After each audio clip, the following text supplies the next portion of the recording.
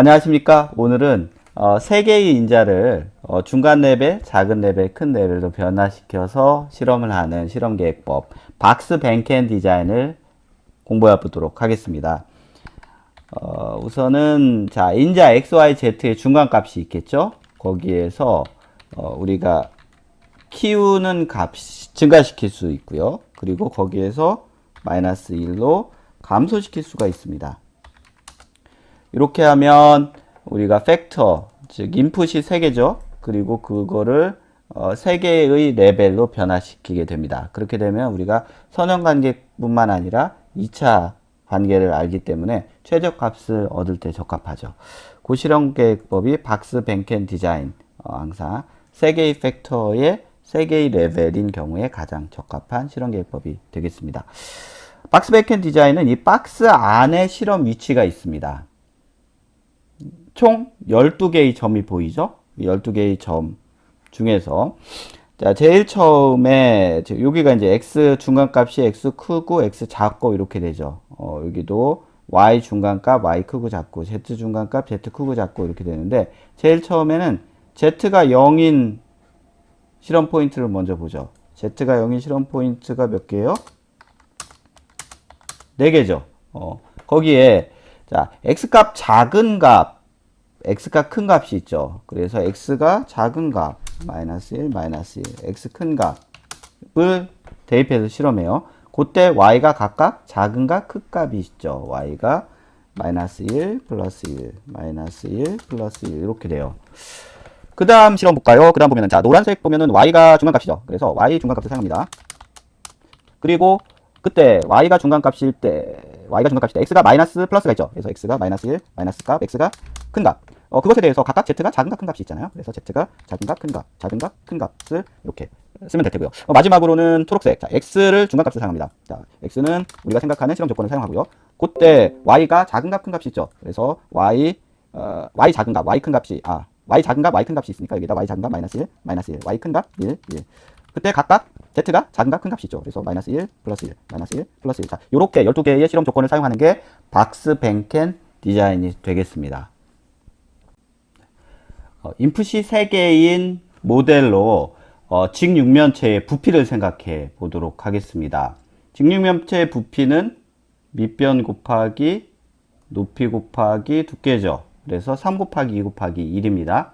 그런데 3을 x방향으로 x만큼 증가, 2를 y만큼 증가 감소, 2를 z만큼 증가 감소시켜서 이 직육면체의 새로운 부피를 계산한다 할 때 그 부피는 3 더하기 x 곱하기 2 더하기 y 곱하기 1 더하기 z가 우리가 해석적으로 얻을 수 있는 부피식입니다. 이건 이미 알고 있죠.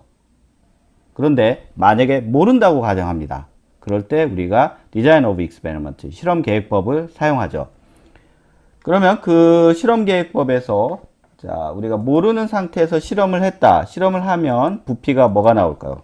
부피는 당연히 요 식이 나오죠. 자, 3 더하기 x 곱하기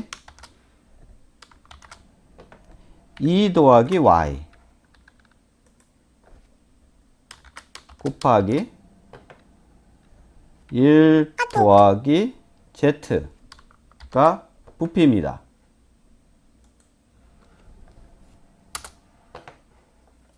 그러면 요거를 쭉 끌어내리면 우리가 실험을 했다고 가정할 때 이상적으로 얻게 되는 부피값이 나오죠. 자, 실험을 쭉 12배를 했습니다. 그러면 부피값이 이렇게 계산이 됩니다. 자, 부피 실험을 마쳤습니다. 그렇다면 그 다음에 우리가 실험식을 얻어야 될 텐데요. 자, 해석으로부터 실험식이 뭐가 나올 거냐? 2 곱하기 x 더하기 3 곱하기 y 더하기 6 곱하기 z가 나올 거라는 거는 요 위의 식을 전개하면 알 수가 있습니다. 근데 그걸 모른다. 즉 실험으로부터 실험식을 얻어야 된다. 그러면 그때 x 앞에 뭐가 올 거냐? x의 기울기는 뭐가 될 거냐? 라고 할 때 요거를 보시면 됩니다. 자, x는 보면은 자, 플러스 에서 우리가 총 4번의 실험을 했죠. 그 실험 값이 42 그리고 0, 16입니다. 얘가 클수록 기울기가 커지겠죠. 그렇다면 자, 의미값에서 실험을 한 게 있어요. 마이너스 1, 마이너스 1. 4번의 실험은 x가 작은 값에서 실험했습니다. 즉 26, 08은 작으면 작을수록 기울기가 커질 겁니다. 그렇다면 2608은 빼주고 42, 016은 더해주는 방법은 뭔가요? 그렇죠. 왼쪽하고 오른쪽을 서로 곱해주면 26은 마이너스 곱해지니까 빠지고 42는 플러스가 곱해지니까 더해지잖아요. 그렇게 해서 x의 기울기를 알 수가 있습니다. 자, 그렇다면 곱해서 더한다라는 엑셀 함수는 뭘까요? 엑셀에서 더한다는 함수는 sum이에요. 그런데 곱한다는 프로덕트죠. 그러면 sum product가 곱해서 더한다는 뜻입니다. 무엇을? 자, 요거 x와 그리고 실험에서 측정한 아웃풋을 곱해서 더하면 16이 나옵니다. 왜 이렇게 큰 수가 나왔을까요? 그 이유는 자, 총 4개씩이죠. 4개씩 더하고 4개씩 빼줬잖아요. 그리고 마이너스 1과 1이 차이가 1이 아니라 2죠. 그래서 4 곱하기 8만큼 확대된 것입니다. 그래서 자, 얘를 총 4개 그리고 간격이 2, 그래서 총 8로 나누어야 실제 기울기가 나오겠죠. 이렇게 해서 x의 기울기 2가 나왔는데요. 이 x의 기울기 2는 우리가 해석적으로 계산한 x의 기울기하고 동일하죠. 이렇게 해서 sum product 나누기 실험의 개수 4개 그리고 간격이 이렇게 해주면 되겠다. 자, 그 다음에 y도 똑같이 해야 되는데 그때 q는 변하지 않죠.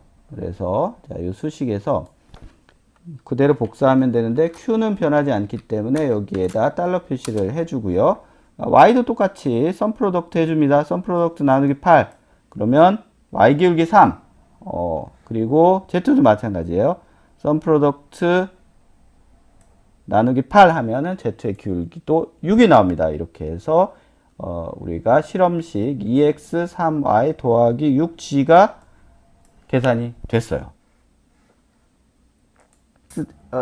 자, 실험식 2x 더하기 3y 더하기 6z까지 계산이 됐습니다.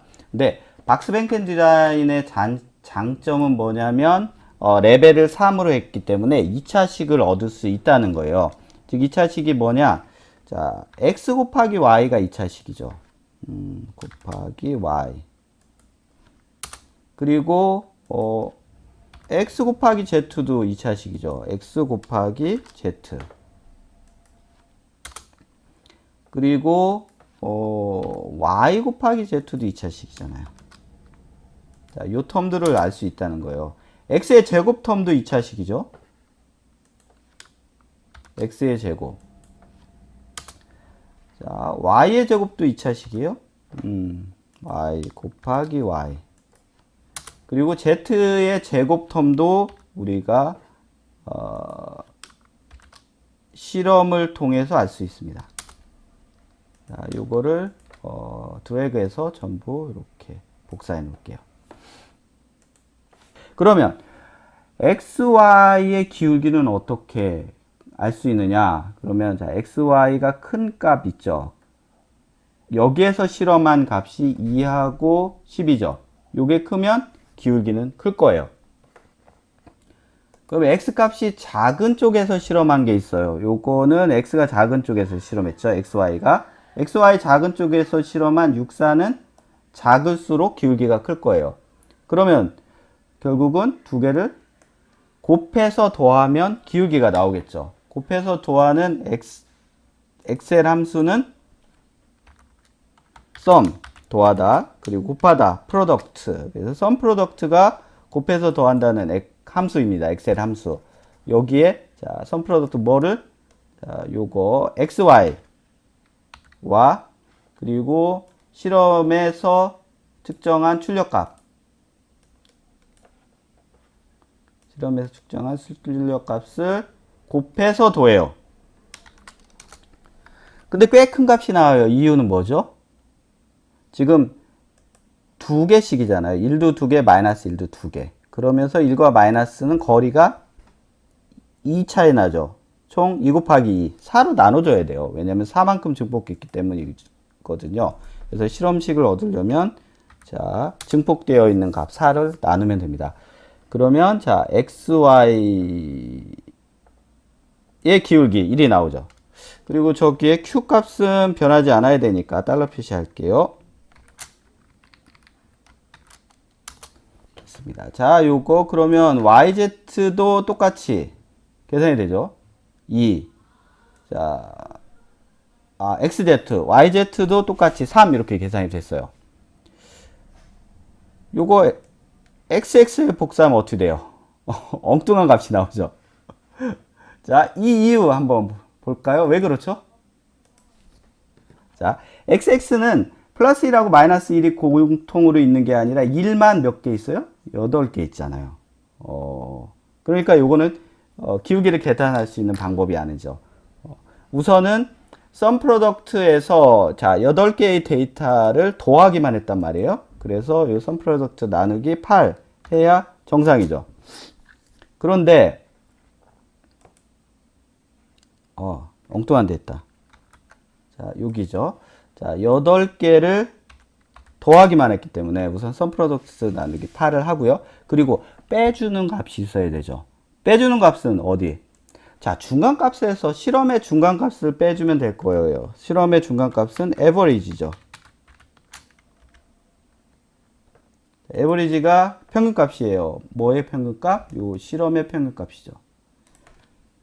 실험의 평균값을 빼주면 기울기가 되는 것이죠. 그래서 여기에서 빼기 자, 실험의 평균값, 중간값을 빼주면 됩니다. 요거 변하지 않아야 되니까 달러 표시할게요. 이렇게 해주면 0이 됩니다. 즉 x제곱 텀은 영향이 없다. y제곱 텀 복사해 볼게요. 영향이 없네요.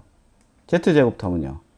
영향이 없어요. 자, 이렇게 해서 우리가 실험계획법을 통해서 실험식을 얻었습니다. 그럼 이 실험식이 해석식하고 같은지 한번 비교해 볼까요? 자, 실험식 뭐가 나왔어요? 자, x제곱 xy가 1이죠. 그리고 xz 2입니다. 그리고 yz 3이에요. 지금 자, 해석적인 우리가 알고 있는 부피 식하고 우리가 실험을 통해서 얻은 식하고 일치하죠. 앞에 있는 2x 3y 6z도 지금 일치함을 알 수가 있습니다. 그리고 최종적으로 상수값도 일치함을 알 수가 있고요.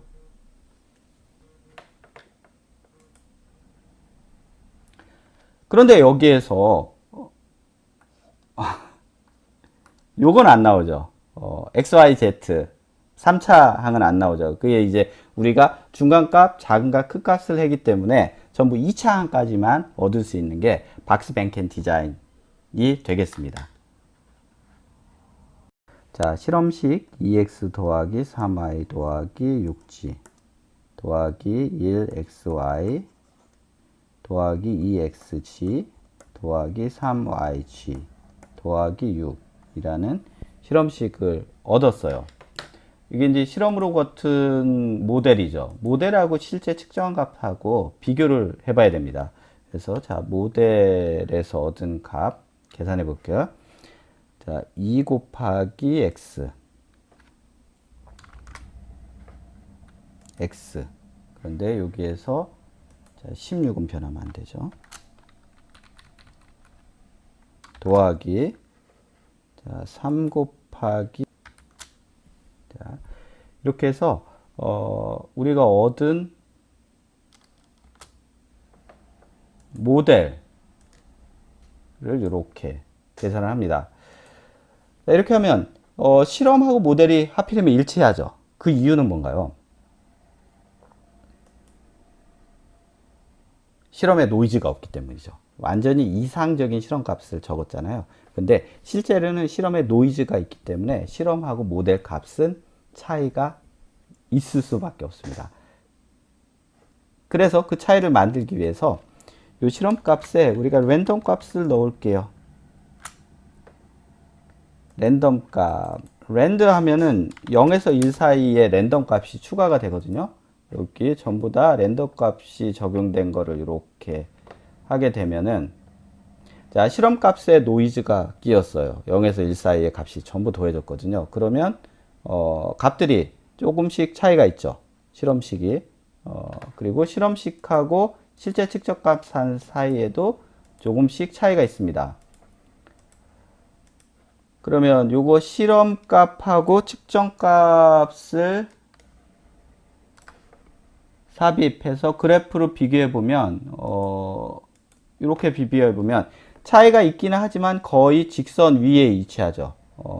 직선 위에 위치하는 거를 우리가 R 밸류가 높다라고 하거든요. R 스퀘어 밸류. 자, 이 녀석이 서로 상관관계가 있느냐?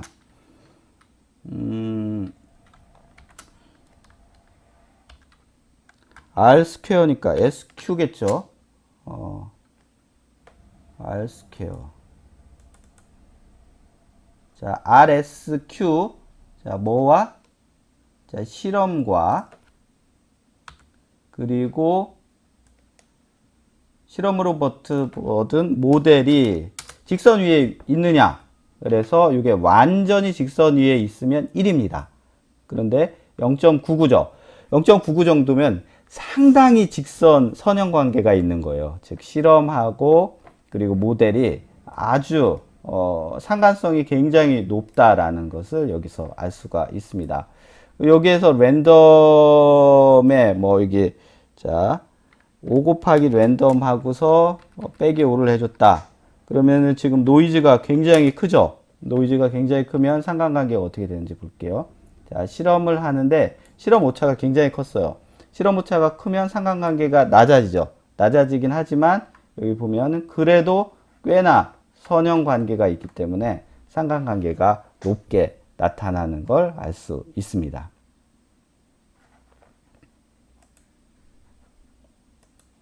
자, 그럼 이 식에서 우리가 노이즈 부분, 자, 실험 오차는 우선은 자, 제외하고, 실험 오차를 제외하면 이제 상관관계가 1이죠.